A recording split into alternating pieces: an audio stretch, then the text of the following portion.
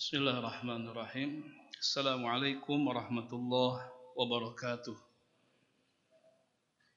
Alhamdulillahil qawiyyi sultanuh ala wadihi burhanuh al-mabsut fil wujudi karamahu wa ihsanuh. Ashhadu an la ilaha illallah wahdahu la syarika lah wa ashhadu anna Muhammadan abduhu wa rasuluh. Salawatullah wa salamuhu ala rasulillah Muhammad ibn Abdillah wa ala alihi wa sahbihi wa mawalah. Rabbi shrah li sadri wa yassir li amri wahlul 'uqdatam min lisani yafqahu qawli. Alhamdulillah, puji syukur kita panjatkan kepada Allah Subhanahu wa taala atas limpahan rahmat dan karunia. Kita masih diberikan taufik, hidayah, inayah dan mujahadah, istiqamah dalam menjalankan seluruh rangkaian aktivitas rutinitas kita. Semoga ada dalam bimbingan Allah Subhanahu wa taala. Salawat dan salam semoga dilimpah curahkan selalu kepada Nabi Muhammad sallallahu alaihi wa alihi wasallam. Hadirin jamaah yang dirahmati Allah Subhanahu wa taala.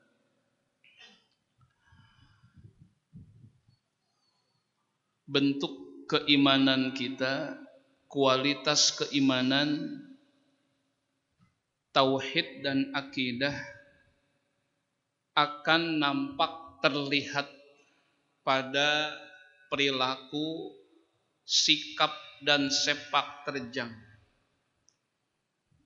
yang menumbuhkan nilai-nilai kebaikan dan manfaat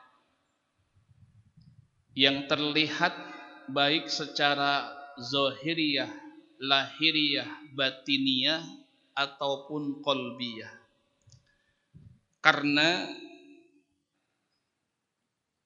keimanan, tauhid dan akidah ini seperti sebuah cahaya yang akan menerangi setiap kegelapan, menyinari setiap jalan-jalan yang baik.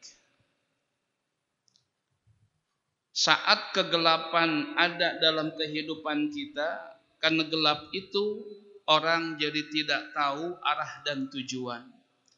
Buta itu menyebabkan orang tidak tahu aturan. Bukan buta hakikat lahiriah buta. Bukan gelap hakikat gelap semesta. Tapi kalimat gelap di sini yang diungkapkan oleh Allah ketika hatinya gelap hati, matanya tidak bisa memandang sebuah nilai-nilai kebaikan, maka digambarkan oleh Allah adalah ghaflah atau orang-orang itu ghafilun, yang digambarkan oleh Allah Subhanahu wa taala dalam Al-A'raf 179. Walaqad zara'na li jahannama katsiran minal jinni wal ins lahum qulubun la yafqahuna biha wa lahum a'yunun la yubsiruna biha wa lahum adhanun la yasma'una biha ulaika kal an'am bal hum adall ulaika humul ghafilun. Orang-orang yang ghafil adalah orang-orang yang lupa, kata Allah. Lupa yang bagaimana? Lupa dipandang dari sudut hati. Lupa tersebut namanya ghaflah. Tapi kalau lupa dipandang dari sudut akal pikiran manusia, namanya nisyan. Artinya nisyan dengan ghaflah itu sama-sama lupa. Tetapi ketika nisyan ini lupa dalam segi akal pikiran, itu enggak akan bahaya-bahaya banget. Seperti ada orang lupa bilangan rakaat, tinggal tambah 1 selesai. Sujud sahwi sempurna. Orang lupa menyimpan sesuatu, itu enggak akan parah dan tidak akan membahayakan, tinggal tanya bisa. Atau orang lupa jalan di dunia ini, salah jalan, tinggal tanya, bisa langsung selesai. Tapi kalau lupa dari segi hati, Itu namanya ghaflah, lupa diri, tidak tahu diri gitu. Sehingga inilah yang membahayakan. Ghaflah ini lupa, tapi sudut pandangnya bukan akal, tapi hati. Lupa di sini ini berbahaya, berbeda dengan lupa dari sudut pandang akal manusia. Sehingga lupa hati di sini, urusan hati, ghaflah atau lupa diri, ini radiusnya bukan lagi bahaya dunia, tapi sampai ke akhirat. Bahkan tembus sampai walaqad zara'na li jahannama. Dan sungguh kami akan penuhi neraka jahanam sampai ke sana. Mereka punya hati la yafqahuna biha, punya mata tapi nggak bisa memandang dengan kebaikan. Punya telinga tapi nggak bisa mendengar dengan menyimak kalimat-kalimat yang baik, bukan tuli buta hakikat, tidak. Sehingga menghantarkan orang-orang tersebut seperti binatang, bahkan lebih daripada itu. Masuklah mereka dalam golongan orang-orang yang ghafilun, orang-orang yang ghaflah, kata Allah.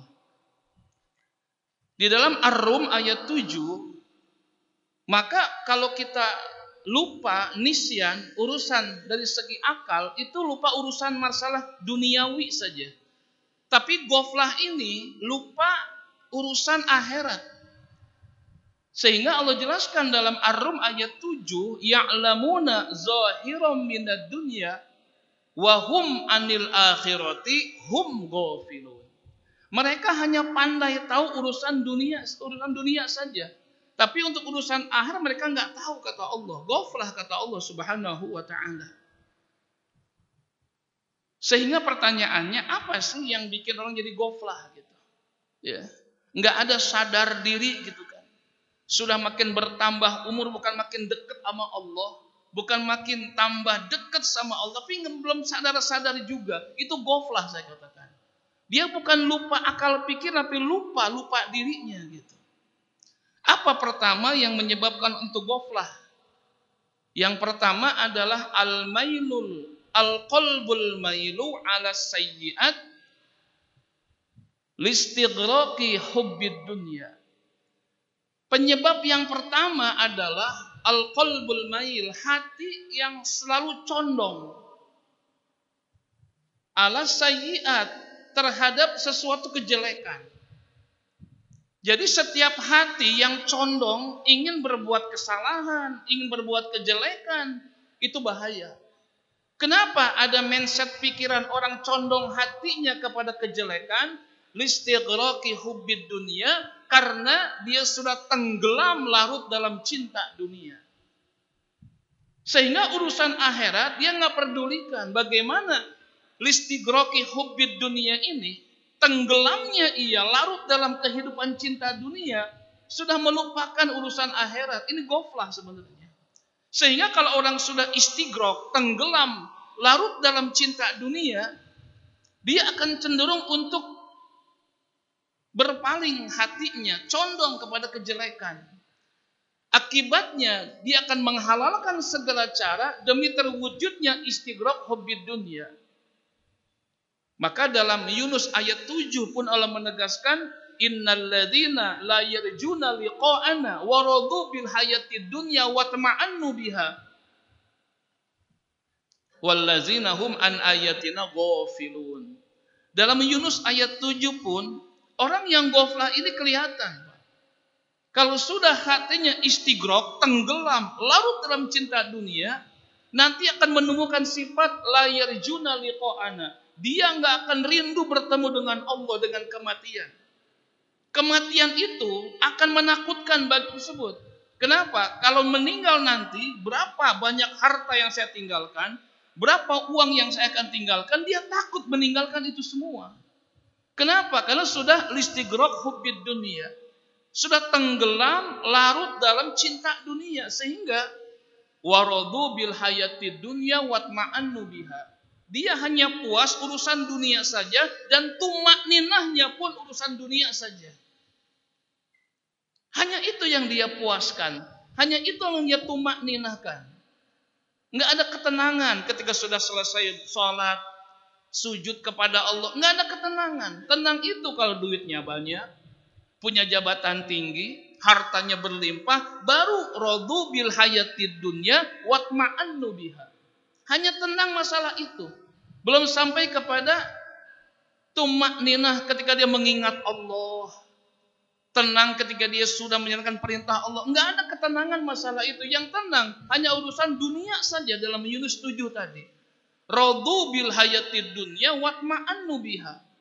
Kalau seandainya kita punya hati puas dalam bab urusan dunia, lalu tumakninahnya pun di bab itu hati-hati. Lalu enggak ada kepuasan kita untuk mengabdi kepada Allah. Enggak ada satu kebanggaan kita untuk mengabdi kepada Allah. Yang ada mengabdi untuk dunia saja. Seperti itu. Makanya berani kalau orang sudah istidrak dunia, dia berani meninggalkan salat 5 waktu demi hubbid dunianya. Kenapa? Istighraq inilah sudah larut tenggelam dalam urusan dunia, dia berani tidak sujud kepada Allah, dia berani tidak puasa Ramadan, dia berani meninggalkan hal-hal yang diwajibkan dan berani melakukan hal yang diharamkan oleh Allah Subhanahu wa taala. Itu akibat. Makanya kalau hati sudah condong kepada satu kejelekan, disebabkan sudah tenggelam larut dalam cinta dunia, maka jawabannya tadi dalam Yunus ayat 7. Dia pasti puasnya, senangnya, tumakninahnya hanya urusan dunia saja. Dan ini bahaya sebenarnya. Maka tidak heran orang pasti akan terus mencari istighraq hubbid dunia.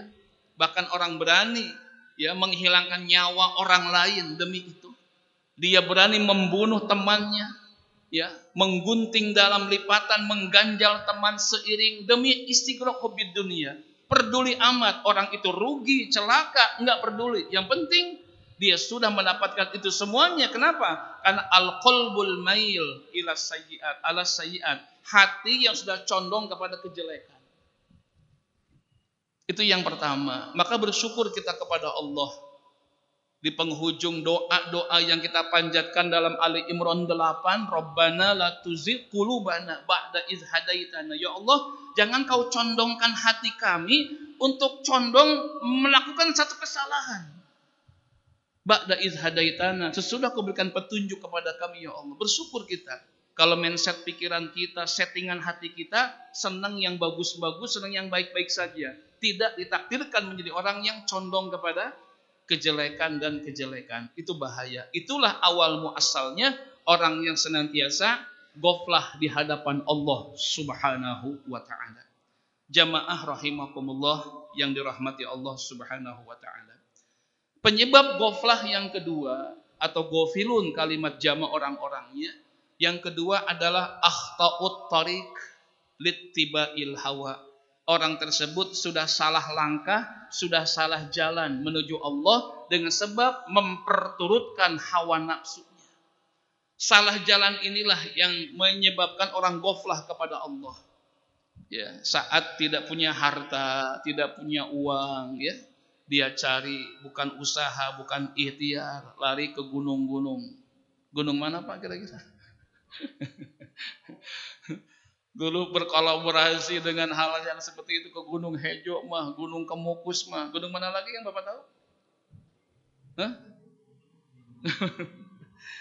Mau ngapain gitu kan? Pengen punya uang, usaha pengen ada, tapi nggak mau kerja gitu kan? Nggak mau berikhtiar, salah jalan gitu kan? Maka hati-hati saat ada datang masalah kepada kita, datang itu semua salah jalan saja sudahlah. Bahaya itu. Dan itulah awal muasalnya orang bakal ghaflah kepada Allah Subhanahu wa taala.